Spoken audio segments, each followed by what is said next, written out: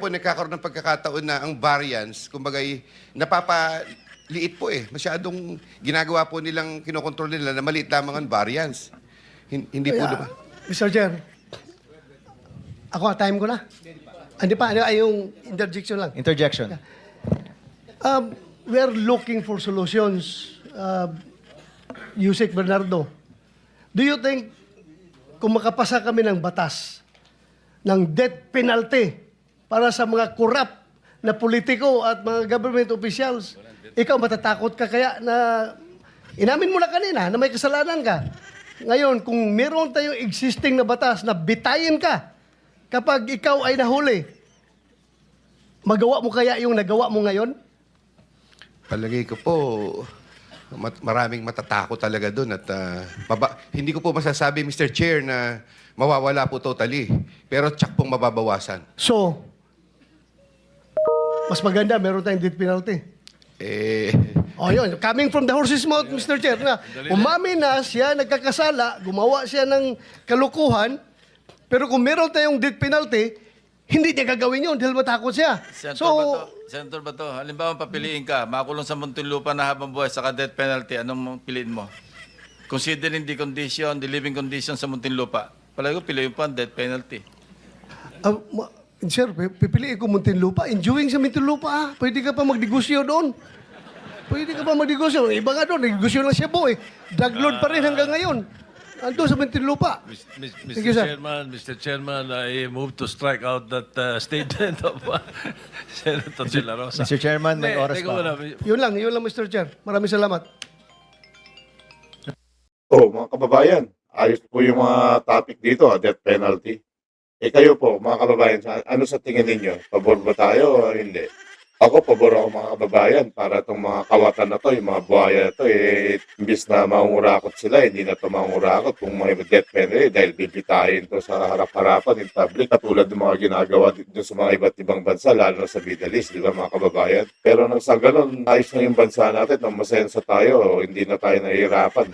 Pero sa mga iba't ibang bansa dito sa Asia, tayo napapag-iwanan dahil sa mga kagagawan ng mga buhaya na to, anak ng tokwa, itong gobyernong to. Mga kababayan, bago tayo mag-umpisa ulit, baka pwede naman na i-like, share, o subscribe ang ating mga videos para naman na mapapanood ng ating mga kababayan dito at sa iba't ibang bansa. Ito na po ang susunod na video. Pasok po tayo. June 20, 2017, nung maging final and executory yung decision ng Korte Suprema, 140 million pesos. Tama. Sir, hindi ko po kasi alam yung binabanggit yung decision, sir. SBMA. Opo. Kanina, tinanong ko na Yes, sa iyo. sir. Opo. Kapag ka naging final and executory, kailan kayo magpa-file ng COE? Mag-i-issue? Pagka nag-final and executory na po, Your Honor, i-record na po ni accountant yun sa Ang kanilang sinasabi libro. ko, Opo, yung sir. COE. And then, sir, pag na-receive na po yung decision ng final and executory, ipapareceive po yan sa director or sa case po kasi nung binabanggit nyo, sir, dahil dumaan po sa Supreme Court ng commission proper po. Sila po ang mag-i-issue ng COE.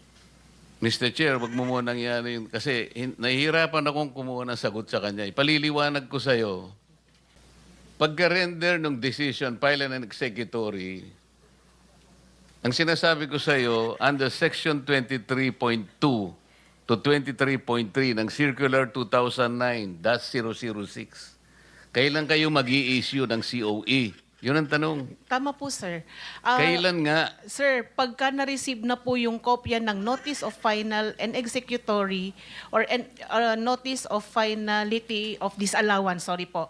Kaya yung NFD po, pag na-receive na po yan ni management, bibigay po ni auditor yung isang receiving copy, let's say sa case po kasi namin, sir, pag auditor lang po yung nag-issue ng NFD, isasubmit niya po yan kay Hindi ko director tinatanong po niya. sa iyo kung kailan isasubmit ang lahat Hindi, ng sir, kasi requisite. ganun Ang po yung tinatanong ko sa iyo proseso. kanina, alam mo, paikot-ikot ka eh. Sige po. Ano ang time frame bago kayo mag-issue ng COE? Sir, upon receipt po noong NFD, yung Notice of Finality of Decision, may kopya po yun si auditor ng receiving file. Ibibigay po niya yon sa ating commission proper kasi po dumaan po ito Mr. sa Chair, Supreme Court. pakitulungan mo nga Opo. ako. Tinatanong ko lang, Naintindihan mo Opo, ba yung sir. tanong? Opo, naiintindihan. Ilang araw bago i-issue mo yung COE? Alam mo ba kung ano yung COE? Yes po, COA Order of O, Execution anong po. sinasabi ng batas? Sir, ang Ilang araw? 15 days po. O, mali ka na naman eh. 5 days. Dito sa kasong ito, kailan yung in-issue ang COE? Sir, wala po akong knowledge po dyan sa yan ang problema binabanggit natin. niyo po. 4 na taon bago nyo in-issue ang COE. Kaya yung kaninang pinag-uusapan natin, Mr. Chair, kaya Sir, So, gusto ko lang before po you answer that, i-clarify, sir. COA, Opo. that will be your last question, Yes po. Senator Sorry po. Marcoleta. Sir, Go ahead. i-clarify ko lang po. Yung SBMA po kasi na sinasabi ni Senator Marcoleta, sir, ibang auditor po kasi ang may hawak doon. Ako po ay nag-audit po sa ngayon ng DPWH. Kaya po Eh, yung ikaw nga ang background pinadala ko- rito para sumagot ka sa COA eh. Pagkatapos sasabihin mo naman, hindi. Sinabi ko bang ikaw ang auditor? Hindi naman po, sir. Pero as per information po, wala Hindi po bali akong detalye. Salamat po, Alright. Mr. Chair. Po, kayong mga nakaupo sa gobyerno, kapag kayo tinatanong ng isang senator, lalo na Senator Marcoleta, huwag niyo nang paikot-ikutin pa yung kanyang mga pagtatanong dahil madadali kayo sa kanya. Sistema. Hindi lang ako nanguhuli ng sapsap. Hindi lang ako nanguhuli ng butete. Kailangan maitama natin ang sistema. Kaya pala sa isang panayam siya na napakinggan ko ng bandang huli, kasi kung hindi natin may tatama ang sistemang ito, kahit mawala tayo dito, paulit-ulit ang problema ito, palaki ng palaki. Palaki ng palaki. Palaki ng palaki. O, hindi ba isa sa amin? Sabi niya. Narinig ninyo, hindi na natin babanggitin ang pangalan. Total, alam naman niyang sinabi niya yun. Opo. Bakit kanya, nung panahon ni Napoles, 10 billion lang, sabi niya. Ay, oho. Tama. Hindi ba kanya may nakulong pa? Kasi kanya yung mga nakulong nakalaya pa eh. Oho. Siguro kanya sisihin natin dito, hudikatura. Naku po. Dapat kanya hindi na ano eh. Dapat kinulong lahat. Dapat kinulong na. Para bang ang nangyari, kasalanan ng hudikatura at pinalabas yung nakulong.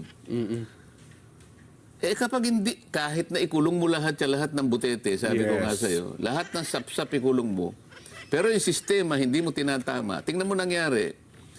10 billion lang panahon ni Napoles, 2013 ba yun? 2014? Oh, mga ganun po. Oo. Pagkatapos ng 15 taon o later on, daang bilyon na. Trillion na. Hindi 10 eh. Anong nangyari? Nelson, Jen, Opo. naging amateur si Napoles eh. Hiyang-hiya nga raw po ngayon, hindi makalabas. Ito yung nangyari. Alam mo kung bakit? Yung sistema na natili, lalong naging masama ang sistema. Nako. Ito yung sinasabi ko na hanggat hindi natin ina-address yung sistema na yan, Oho. kinakailangan mapalitaw natin sino ba yung mga proponent na yan. Bakit ba nagkaroon ng allocated? Ba't nagkaroon ng leadership? Ba't nagkaroon ng program? Pagkatapos may diferensya yung NEP at saka yung GAA. Alam mo ba kung ilang porsyento yung 1 trillion sa ating national budget? 15% ng ating national budget, taba.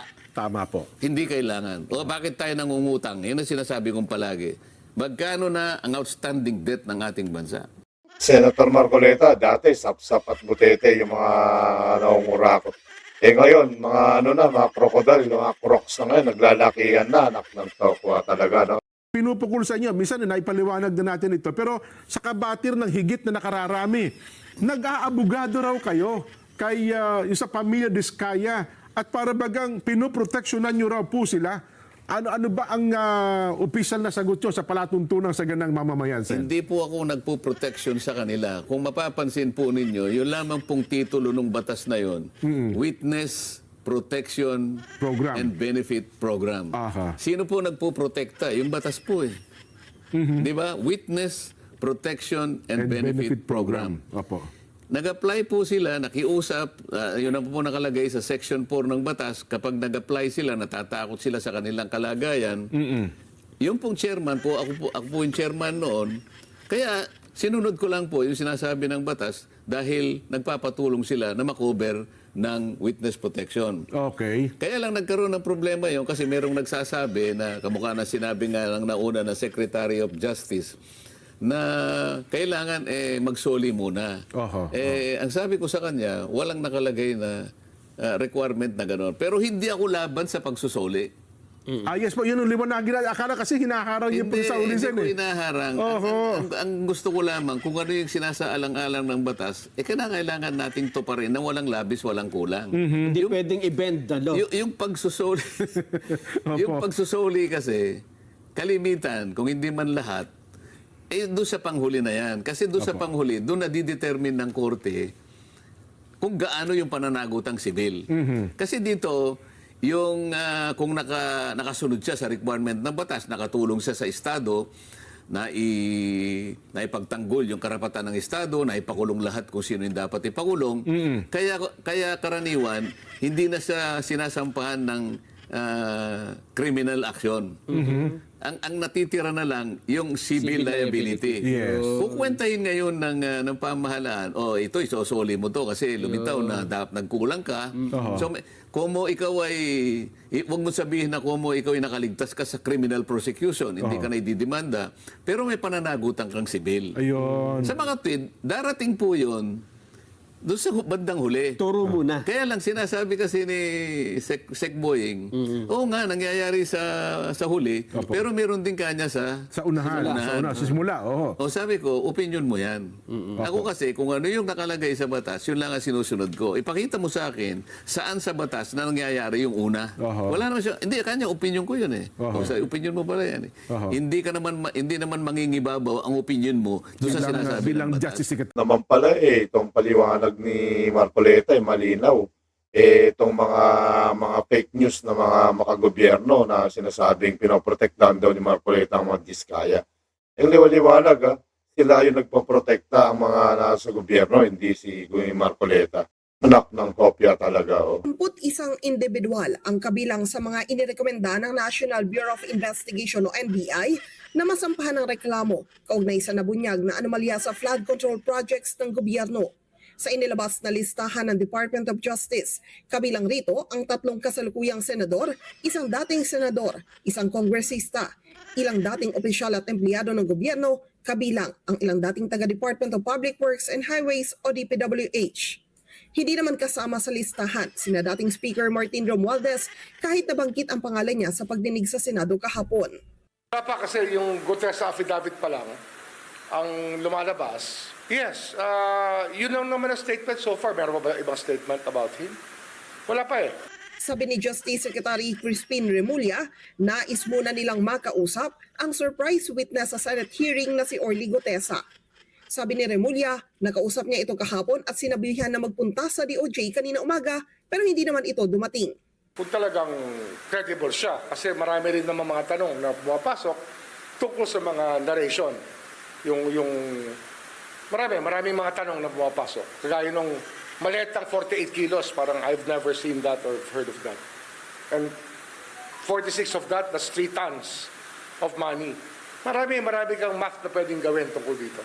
Kaya we really have to talk to him. O kailangan nila naman siya ma-vet. Kasi if the DOJ or the Ombudsman will prosecute it, those facts will still be important. Hindi rin muna nakasama si dating Senator Nancy Binay dahil patuloy pa ang investigasyon ng DOJ. Wala rin sa listahan ang mag-asawang Curly at Sara Diskaya dahil may reklamo na laban sa kanila sa Ombudsman. Sabi ni Remulla, pauna pa lang ang 21 listahan na ito at tiyak maradagdagan pa. Pagka yung Diskaya, na-vet namin lahat ng Diskaya statements, mas marami yan. And it's going to be congressmen who will be part of, who will be the subject of many of these actions. Kinumpirma rin ni Remulla na mag-a-apply sila ng Blue Notice sa International Criminal Police Organization o Interpol laban kay Congressman Saldico. To give us information on their whereabouts and how they're going about their business. Para person of interest yan sa Interpol is being notified that they are subjects of an investigation, of criminal investigation. Sa impormasyon ng DOJ, nasa Europa umano si Ko. Spain or France. A lot of text messages are coming in that he's in France. Secretary Nomelia, ayan, murong na naman yung ano mo. Protektahan mo na naman yung amo mo, si Tamba at si Saldico. Pati si Nancy Binay, hindi nyo pa kinakasuhan. Ano ba yan? Ng kopya talaga, Ano ba nangyari sa inyo? Yung mga pinagkakasuhan nyo sa DOJ, yung mga malilit na isda, mga butete at sap-sap lang. Kung sila Bryce Hernandez, JP Mendoza, RJ Dumasig, kung sino-sino mga malilit na butete lang yan, tsaka sap-sap eh. Kailangan namin yung mga ng hopya talaga. Oh. Nagtakpan mo naman yung mga amo mo. Sa di umano'y budget insertions. Hulyo pa lang, una ng binalita ng Bilyonaryo News Channel ang dokumento ng higit kumulang 142 billion peso worth of insertions umano ni Escudero noong siya pa ang Senate President. Iba-ibang lugar ang sites ng mga proyekto, mula flood control, roads, bridges at maging streetlights hindi nakalusot. Kalaunan, makailang beses pinabulaanan ni Escudero ang mga paratang.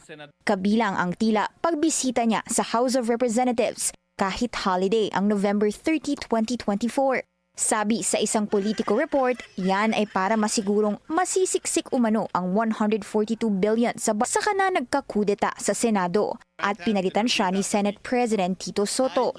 Tumugma ang nakalap naming file sa naging pagkanta ni dating DPWH Undersecretary Roberto Bernardo. Sa kanyang salaysay, may listahan kasi ng mga proyektong nagkakahalagang 800 million pesos, kung saan 100 million dito para raw kay Escudero. Nag-e-exist din ang 5 projects na ito sa aming sariling dokumento.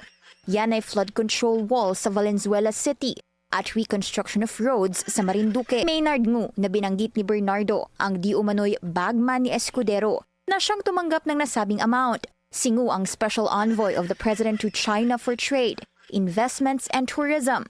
Sabi sa isang 2023 report ng Philippine Center for Investigative Journalism, CEO si Ngu ng Cosmic Technologies Incorporated o mas kilala bilang Cherry Mobile na nag-contribute din ng 30 million sa senatorial campaign ni Escudero. Si Ngu rin ang may-ari ng Cork Wine Bar, ang meeting spot na binanggit ni Bernardo tungkol sa naging transaction. Si Joseph John Quirante, asawa ng kapatid ni Escudero na si Representative Marie Bernadette Escudero Quirante, pagmamay-ari ang 40% ng Cork habang 40% din ang kay Ngu. Kung President and CEO si Ngu, si Quirante naman ang Corporate Secretary. Sometime in 2023, Maynard Ngu told me to go to Cork and meet Senator Chis Escudero, which I did. I met with the latter in a private room in the said establishment. While we were drinking wine, he told me, "Alam ko naman ang galawan niyo dyan sa DPWH. Okay naman ako. Sabihin mo kay Sec magbaba sa akin."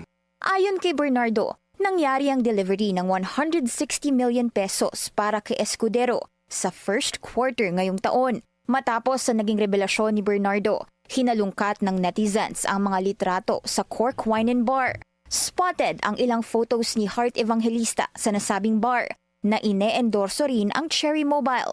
Sa parehong bar, may groupie rin si Lawrence Lubiano na top campaign donor ni Escudero noong 2022. Kasamang anak niyang si Lemuel na boyfriend umano ni Claudine Co, pamangkin ni Congressman Zaldi Co. Lumitaw pati ang mga litrato ni Escudero kasama si Ngu at Quirante. Sa ngayon, hindi pa kinukumpirma ng palasyo kung sitting special envoy nga si Ngu. Pero anila, kung may dapat tanggalin, tatanggalin. Salamat po mga kababayan. Huwag niyo kalimutan i-share, like at subscribe ang ating mga videos. At nang sa ganun, napapanood po ito ng ating mga kababayan dito sa Pilipinas at sa iba't ibang bahagi ng ating mundo. Maraming salamat and God bless.